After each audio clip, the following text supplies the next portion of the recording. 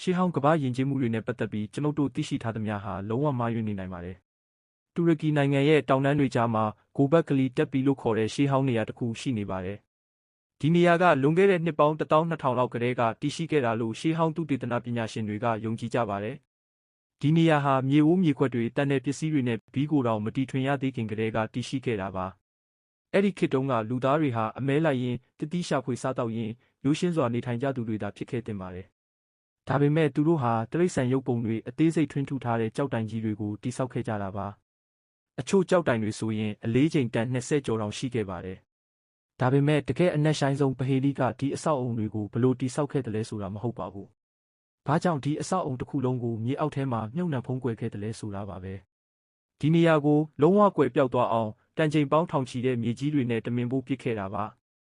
အဲ့ဒီနောက်မှာတော့ဂိုဘတ်ကလီတက်ပီဟာတမိုင်းစာမျက်နှာထက်ကနေနှစ်ပေါင်းထောင်ချီကြာအောင်ပျောက်ကွယ်သွားခဲ့ပါတယ်။ဒီရှာဖွေတွေ့ရှိမှုကြောင့်ပညာရှင်တွေဟာလူသားယဉ်ကျေးမှုရဲ့အစပျိုးပုံကိုပြန်လည်သုံးသပ်လာကြရပါတယ်။အချို့ကလည်းမြို့ပြတွေနဲ့စိုက်ပျိုးရေးတွေမပေါ်ပေါက်ခင်ကတည်းကလူသားတွေဟာဘာသာရေးယုံကြည်မှုအတွက်စုဝေးခဲ့ကြတာလို့ယူဆကြပါတယ်။ဒီတော့ပိုပြီးစိတ်ချောက်ချားစရာကောင်းတဲ့မေးခွန်းတစ်ခုထပ်ပေါ်လာပါတယ်။လူသားအဖွဲ့အစည်းတစ်ခုလုံးကသူတို့ရဲ့တည်ရှိမှုကိုသူတို့ကိုယ်တိုင်ဖုံးကွယ်သွားရလောက်အောင်ဘလို့အရာမျိုးကတွန်းအားပေးခဲ့တာလဲ။